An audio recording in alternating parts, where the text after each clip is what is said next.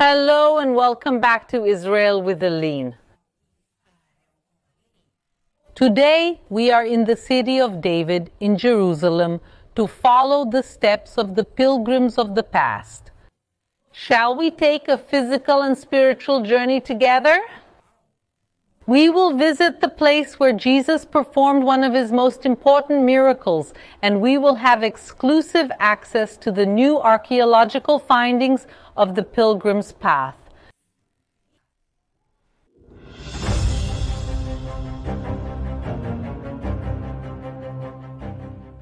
The channel recently surpassed over 2 million subscribers, and one wanted to celebrate this milestone with you all. And what better way to celebrate this special date than here, in a place with over 2,000 years of biblical history in Jerusalem. And to thank you all for your love and support to our channel, we are going to raffle off a trip on the Israel Caravan with Aline in November of 2024. So watch this video until the end to find out how to participate.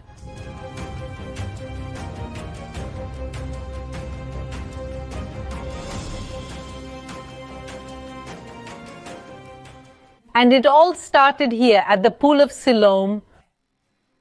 These steps are already part of this pool of Siloam. They would go down to the deepest part, which was full of water. This was a large pool, a large tank where pilgrims would come to enter the waters and purify themselves. And after the purification, they would start here a great journey, a climb up to the Temple of Jerusalem. And today together we are going to make the same journey from the pool of Siloam to the site of the Holy of Holies.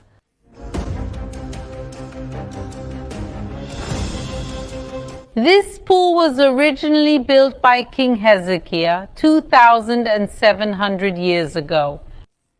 The water springs from the Gihon spring, runs through Hezekiah's tunnel and arrived here. Many people have passed through this place, but the most important passage that happened here is written in the Gospel of John. When Jesus arrives at these same steps and he finds a man born blind here, he takes and smears mud on this person's eyes and orders him to wash his eyes in the waters of the pool of Siloam. And this man, he is then healed.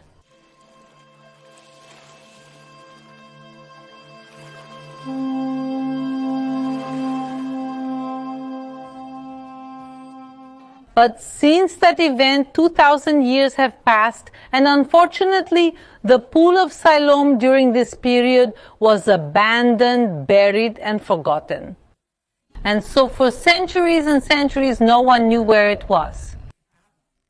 Until the year 2004, when here they begin to do major works to work on a sewer system of the neighborhood next door. And when the workers began to move earth from one side to the other, an archaeologist passes by here and he begins to look at what was happening and sees some slightly different stones coming out. And then he realizes that there was something buried in this place. He stops the work, calls the Ministry of Antiquities, and then officially archaeological excavations begin, which then rediscover a small part of the pool of Siloam. Why a small part? Because most of it remained buried, and only now, in the last few months, have they started this excavation that we are seeing. So in the coming months, we will see even more of the pool of Siloam, the site of the miracle revealed.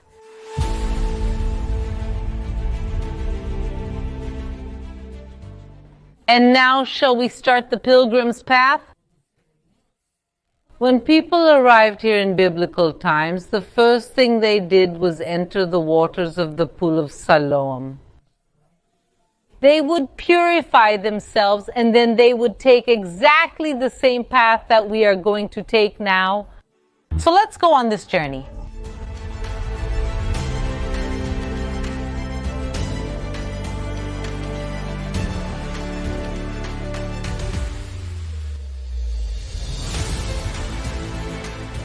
And here we see an illustration that helps us understand the path of the pilgrims.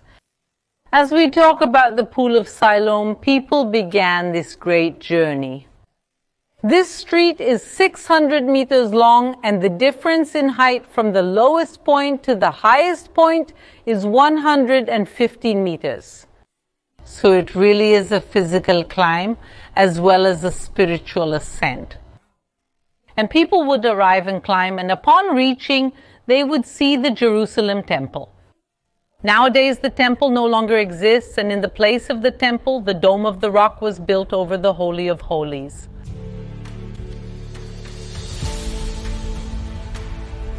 The call of God, the pilgrimage to come to the Holy Land, has it been since the beginning of the Bible? From Abraham himself in Genesis 12, when God tells him to leave Ur of the Chaldeans and come here to the land of Canaan, and promises him a great blessing along with this journey.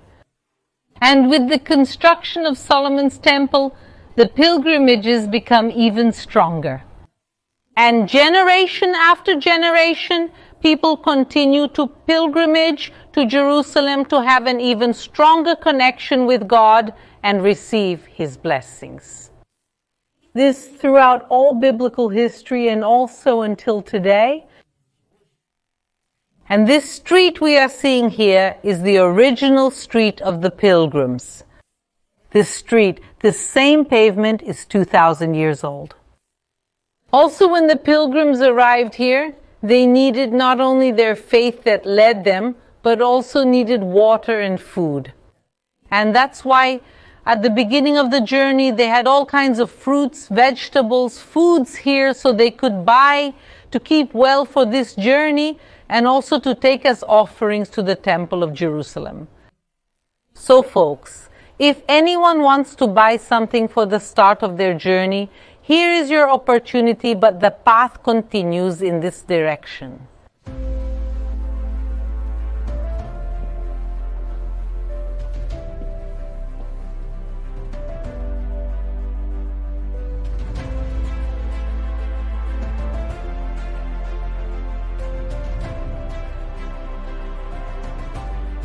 The Pool of Siloam and this part of the path are already open to the public, but the continuation of the pilgrim's path is under archaeological excavations at this moment, and that's why entry is prohibited. And that's why we managed to get a more than special authorization and exclusive access here in Israel with Aline to enter the excavations and show you what was found. So there's someone coming now to open it for us.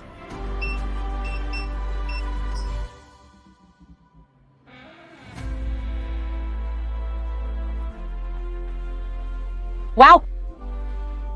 We are now walking in an active archaeological excavation, one of the most important in Israel. And it's really amazing to be here and also to think that we are under Jerusalem. Above our heads at the moment is the Siloam neighborhood.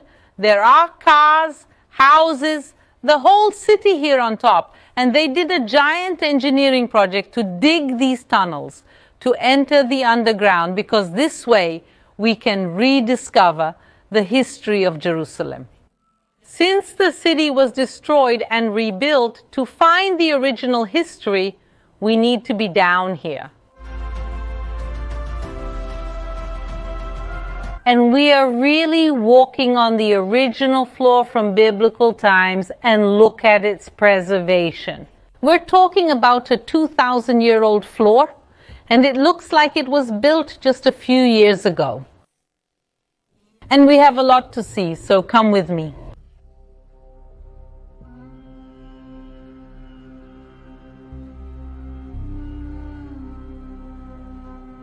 The street at its widest point, it was 30 meters. A colossal project was the construction of this place. 10,000 tons of stone were used here in the construction. Truly a fantastic thing. And yes, the project needed to be so large because sometimes tens of thousands of pilgrims pass through this street on the same day. Especially during the Shalosh Regalim, the 3 annual pilgrimages, which are Pesach, Sukkot, and Shavuot, the Jewish Passover, Tabernacles, and Pentecost. 3 dates when a good part of the people of Israel and many people from many nations went up to Jerusalem. And we know that Jesus also participated in these annual pilgrimages, as it is written in Luke chapter 2. Every year, Jesus' parents went to Jerusalem for the Passover feast. When he reached 12 years, they went to Jerusalem according to the custom of the feast. So literally, we are walking on the same street that Jesus probably passed, and that thousands and millions of pilgrims also passed. But the rediscovery of this place, folks, really is a gigantic project. I want to show you this that is all here by my side. This here is like a conveyor belt for buckets, because here, as the excavation is done, they remove the earth from the place, separate the largest archaeological finds they find, and the earth and stones are placed in buckets. The buckets are placed here, and this conveyor belt takes the buckets out of the tunnels, where they will be sifted, and so they can also find even small objects like small coins, pieces of ceramics, seeds from the food that these people ate, and so they don't miss anything from the excavations. And look here what we have on our side. We see a huge amount of buckets and equipment, and one thing, maybe one of the most fantastic jobs in Israel is really to be an archaeologist, to rediscover history with your own hands. And also this gives us the privilege to come here and walk and follow and rediscover history. So we have a lot of history still to discover today.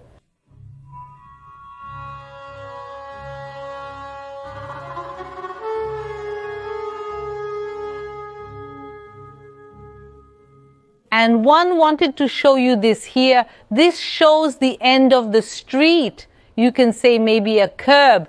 And here, constructions began. For example, houses were here. And we can even see the marking of the doors. Here was the axis of the door. So also, while the pilgrims were going up, the city of Jerusalem accompanied them in this ascent.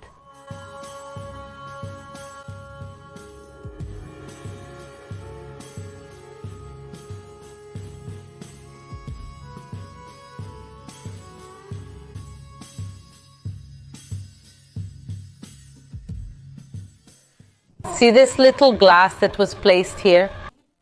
And inside we can see a small coin. They decided not to remove the coin so we can see exactly how and where it was found. This is a coin from the year 67 AD. And it's written on it, Lekerut Zion, for the freedom of Zion. And precisely when we talk about the Psalms, when we talk about the pilgrimages, often the pilgrimages speak of our arrival in Zion, which is another name for Jerusalem and also frequently for all the land of Israel.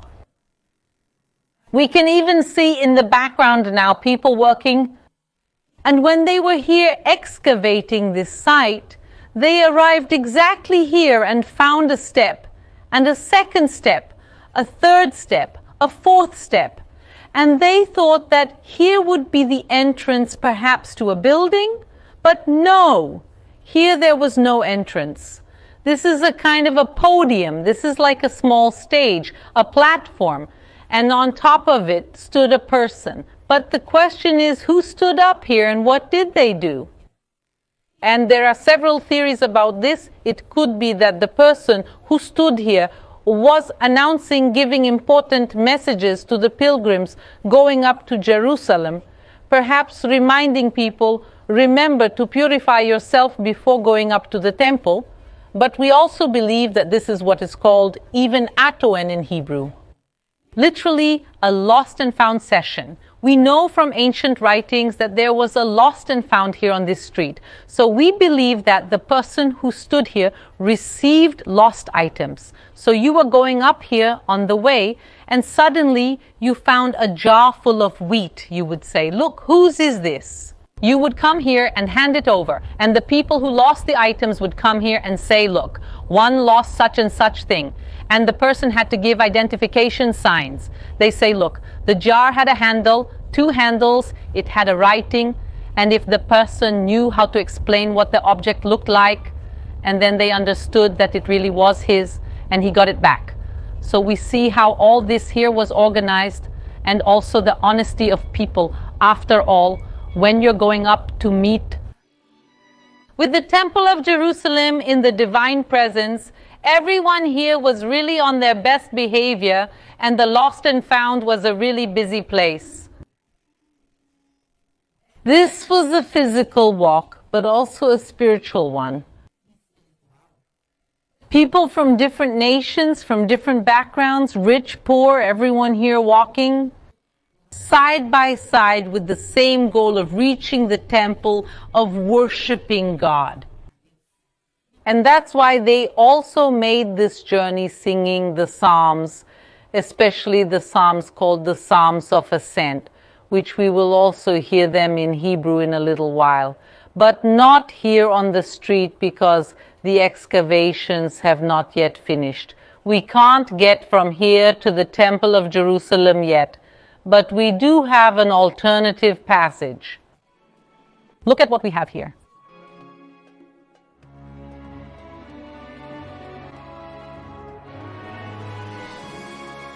In addition to the street where people walked, there was an underground waterway, also known here in Hebrew as the Rek Amistor, the secret path. And we are going to follow it. Now we are going to go downhill, reach this water path, and climb it up to the Holy of Holies.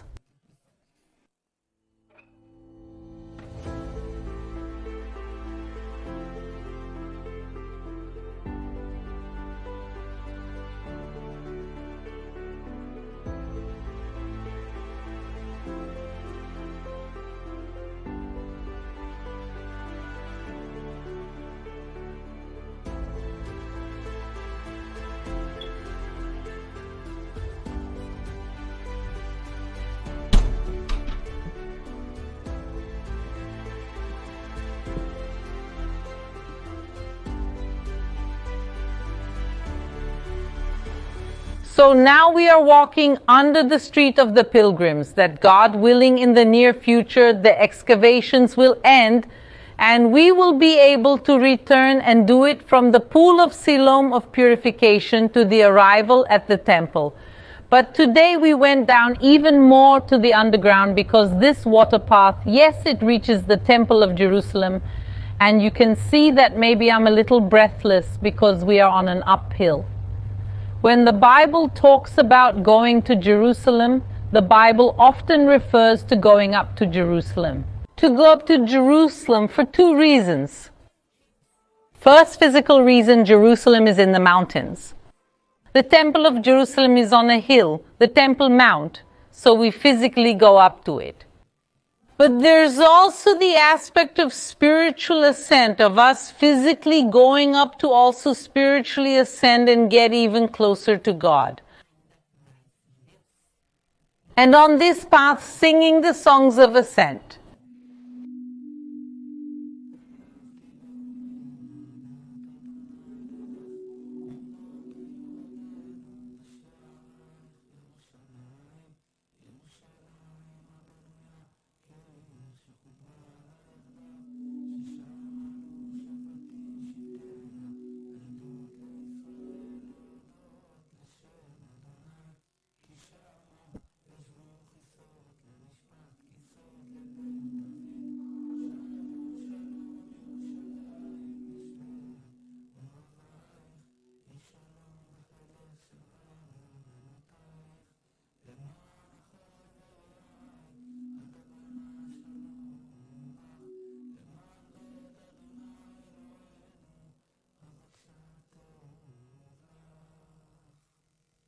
And another psalm that one finds very significant for us to read in this place is Psalm 84. Happy are those whose strength comes from you and who have a heart to pilgrimage in your ways. And so, with constantly renewed strength, they will present themselves before God in Zion.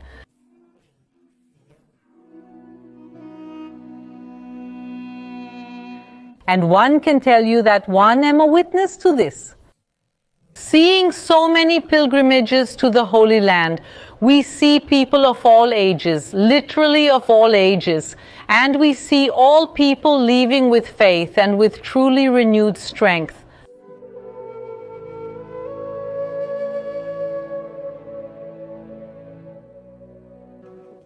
There are some parts here that are very narrow. There are also parts that are very low. But one just want to show you that we really continue under the path of the pilgrims. Because if we look out here, we can see that same street that continues in excavations.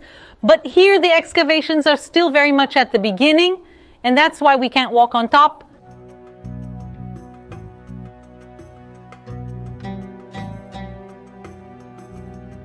And here, yes, we are arriving at a part that has a little bit of water, as you can see. But here, this was a cistern that is a water reservoir from biblical times. And it is so well preserved that we can see on the walls, this layer is a hydraulic plaster. It is a waterproof material so that the water does not leave here.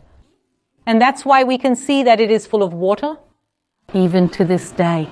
We've had quite a lot of rain in the past few weeks, and this reservoir filled up, meaning a water system that's been working for 2,000 years. And now we're reaching the most important point of our journey. And we are now going to start climbing and leaving the underground.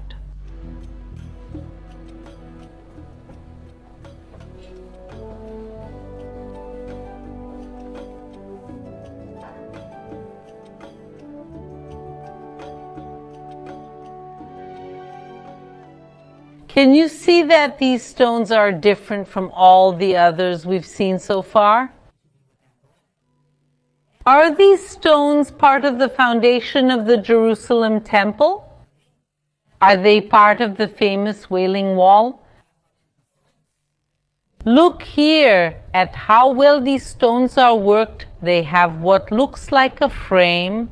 So we see the care, the dedication that was made to build and carve these stones. And we can also see here the little notes, people placing here prayers, thanks to God, their names. So we see that we are arriving at an extremely important place. Behind these stones is Mount Moriah, the place of the Holy of Holies, where our patriarch Abraham came to make the near sacrifice of his son Isaac. When we make this journey, we follow in the footsteps of our father in faith, Abraham. We also follow in the footsteps of our ancestors and millions of pilgrims. And that's why this place connects our past, so important biblically, with our present and also our future. Because I'm sure that millions of pilgrims will still pass through here. The preachings of the Holy Land have not ended.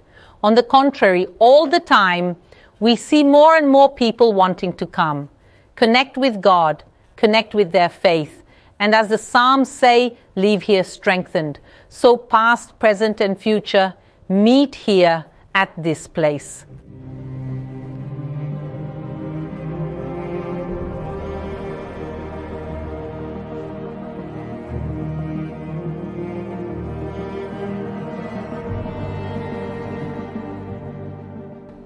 And now we are leaving the underground, and you can see where we have arrived.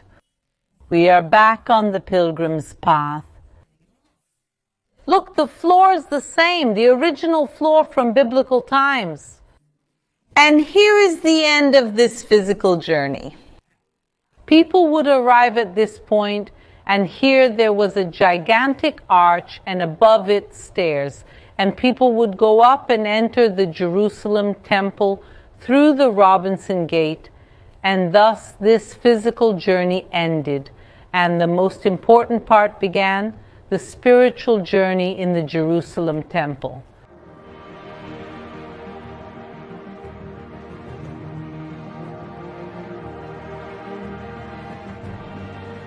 And one chose here next to the stones of the Jerusalem temple to tell you about the raffle we are doing here on the channel. The raffle will be a trip on the Israel caravan with Aline in November of 2024. If you liked today's video, leave a like, a big kiss, and see you next time.